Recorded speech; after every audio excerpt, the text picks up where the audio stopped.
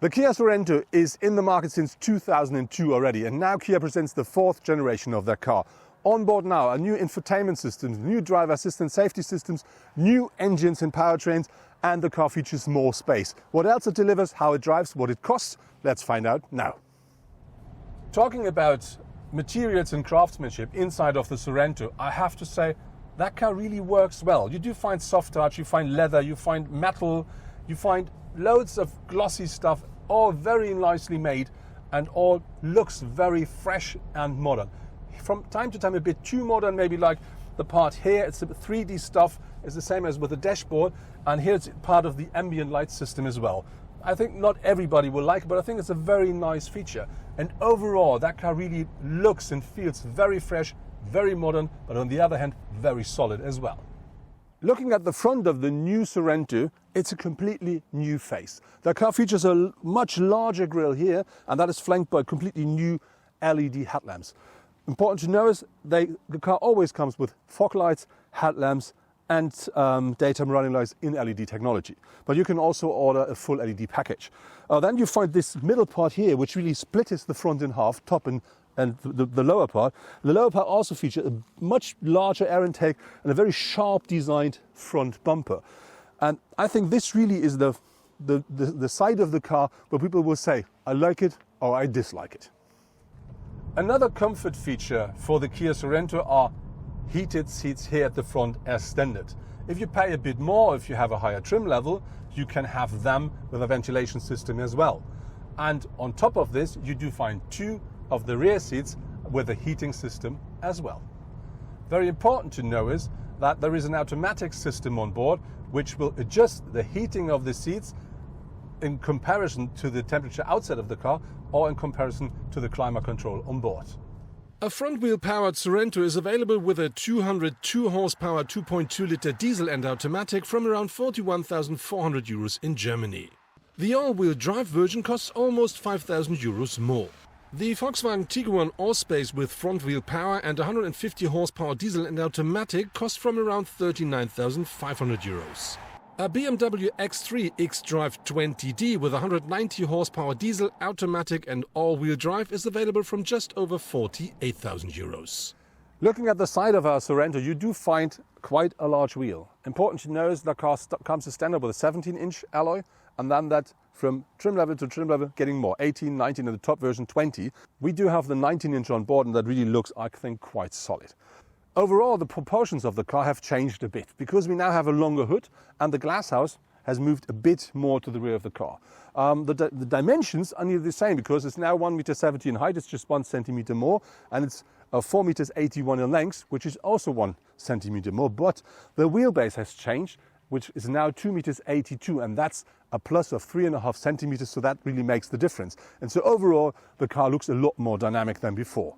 Another thing that is new, we do find more, let's say, crisp lines on the car, like this one here, which is the shoulder line, but that one wraps around the whole vehicle, and that really gives that car the typical new, unique look of Kia. But you do find some old stuff, let's say that way, like this one here, looks like a bit like the fin of a shark, as you may know from its predecessor as well. The base equipment level of the Sorento is really quite nice. That car features, for instance, a fully digital cockpit 12.3 inch, at least 8 inch as a touchscreen for the infotainment, but with the next trim level you instantly get 10.25. On top of this you get, for instance, a climate control which is always on board, and loads more. You find a list here of what is always on board with the new Kia Sorento. On top of this you can, while choosing different trim levels, get loads and loads of extra stuff, and of course you can choose these bits and pieces separately, so whatever you want you may then find. But here's the list as well, just to give you an impression of what the next trim level will bring, and of course what you can choose in packages or at single pieces to make the Kia Sorento your Kia Sorento. Apple CarPlay and Android Auto are also part of the standard equipment, as well as digital radio and a Bluetooth hands-free system. The rear of the car is really my favorite viewpoint of the new Kia Sorento, because we have this wide shoulders, we have this very big rooftop spoiler, and we have this quite high starting window graphic at the rear, and that really gives the car power. On top we do have these upright taillights here, and so they do really push the power to the very edge of the car. They're running into the side of the car as well, and this gives the car extra power and pressure from the rear.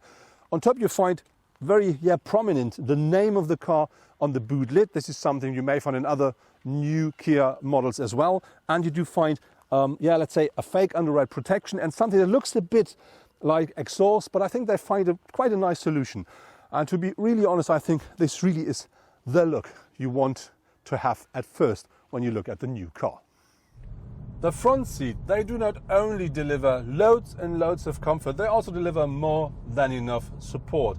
And what I really do like with the seats is the passenger seat, for instance, I can adjust from here. So if I want to give somebody behind the passenger side a bit more space, or if I use the car as a chauffeur limousine, I could easily do that right from my driver's seat. If your garage at home is too small or the parking space too narrow to get in, the Sorento now offers what is known as remote parking. That means nothing else that it can be parked by using your key as a remote control if needed.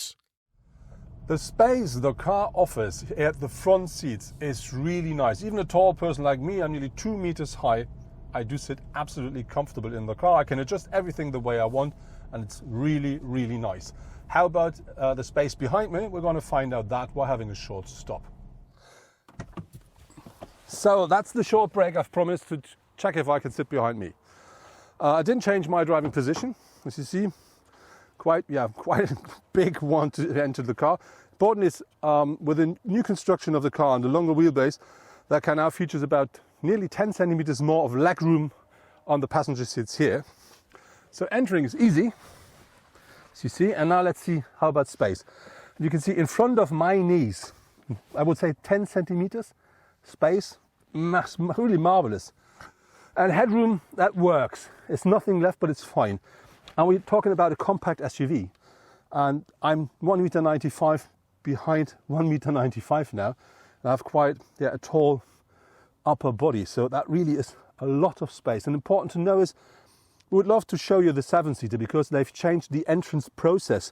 You can now slide more to the front with that bench to enter the rear seats here. And that makes that a lot easier. But unfortunately, we do not have a 7-seater as a test car. When you look at the driver assistance and safety systems of the new Sorento, you instantly see that is a modern and new car because you get loads of things for free where you have to pay at other brands. For instance, you do have an active lane assist on board. You do have a system that recognizes if you get tired. You do find a rear view camera on board. And you do find parking sensors, for instance, front and rear, as standard, and many, many more things. And of course, on top of that, you can buy extras in packages or separately to really make your Kia Sorento not only more comfortable, but also even more safe. The blind spot assistant is an eye-catcher in the truest sense of the word. As soon as you initiate the indicator, a camera image is displayed in the cockpit that shows the area next to and behind the Sorento. The steering and the suspension of the Sorento really doing a very nice job. The car's not rolling at all, and it's stiff enough and still comfortable, and the steering is precise enough but not nervous. So that really fits that SUV perfectly. And we're talking about a car with a weight of about 1900 kilograms, and still it's very nicely to control, even if you drive a bit more sporty. When the Sorento enters the market, there will be two different powertrains available. One is a 1.6 liter hybrid engine, a petrol one that delivers 230 horsepower and will be combined with a 6-speed automatic gearbox. And then there will be the already known 2.2 liter diesel engine, which is combined with an 8-speed DCT gearbox, and that then offers you 202 horsepower. Both of the cars can be ordered either as a front-powered car or all-wheel drive. And then early next year, Kia promised to have a plug-in hybrid as well. System output there, 265 horsepower, and that car will always come with all-wheel drive. And they say it will be able to drive more than 50 kilometers purely on electric power. According to the datasheet, the average consumption of our diesel should be 6 liters per 100 kilometer driven. During our test drive, however, 9 to 10 liters are needed at normal speeds. Looking into the boot of our Kia Sorento, you do find 910 liters with the rear seats up, and that increases up to 2,100 liters if you fold the rear bench down. By the way, 60 to 40% is possible. When we talk about this, we talk about the 5-seater diesel version. If you want the hybrid version, that makes in both situations between 8 up to 15 liters less boot capacity. And it's only a little number because the battery of the hybrid is mounted below the passenger seat at the front. But this car is also offered as a 7-seater, and then you really have to expect about 90 liters less in both situations. In terms of trunk volume, there is hardly any direct competitor that can deliver as much space as the Sorento. The BMW X3, for instance, offers 550 to a maximum of 1,600 liters and so significantly less than the Kia. A Volkswagen Tiguan Allspace comes close to the maximum with 760 to 1,920 liters, but not with the rear seats up. The car features more than enough compartments, so you do find standard compartments in the doors. You do find a very nice big one here at the front middle, which you can close, and inside of that you not only find the wireless charging, you also find 3 of the USB ports of the car, and they are up to 7 in the car overall. And then you do find 2 cup holders, a small compartment behind them, and you find under the armrest another quite nice compartment. On top of this, on the rear bench, you do find 2 cup holders in the armrest and 2 bottle compartments in the doors. That was my test drive on the brand new Kia Sorento. What I really like with the car, it has only grown a little bit at the exterior, but you can find loads of extra space at the interior. On top you get the newest infotainment system, you get the newest driver assistance safety systems, and the car overall really is not only a remake, it's a completely new and very nice car. And I have to tell you, I didn't find any downside at all. The only thing is the actual hybrid. I don't like so much because it's not powerful enough, but the diesel is really a pleasure to drive. And I'm waiting now for the plug-in hybrid next year.